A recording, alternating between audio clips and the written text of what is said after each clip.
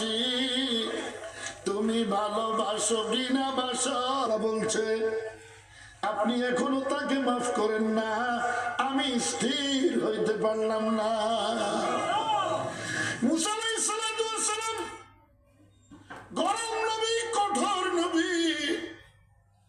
আল্লাহ রেখে আল্লাহ আমাকে এমন একটা ইসম শিক্ষা দেন, এমন একটা নাম শিক্ষা দেন, যেই নামটা নেওয়ার সাথে সাথে আমি আপনার অতি নিকটবর্তী হয়ে যাব।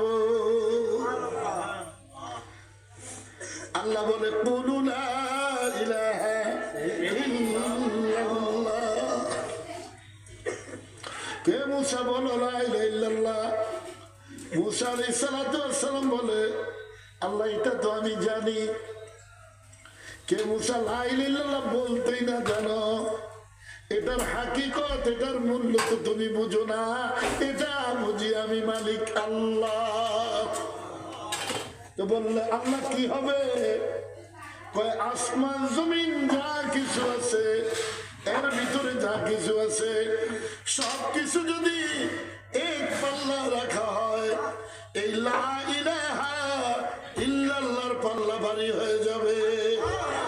আর যেই ব্যক্তি দৈনিক 100 বার লা ইলাহা ইল্লাল্লাহ জিকির করবে, তার আমলনামার মধ্যে 70,000 কোটি নেকি লেখা হবে।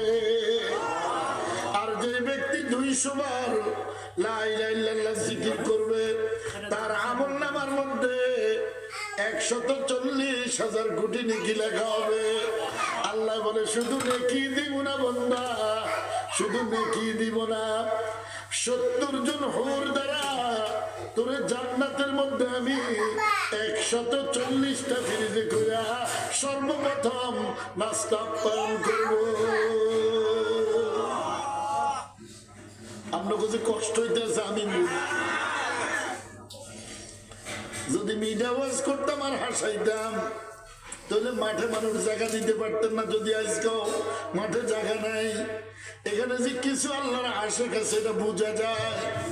আল্লাহ বলে আমি আশিকদেরকে কেন আনি মাঠের মধ্যে নিয়ে আসি?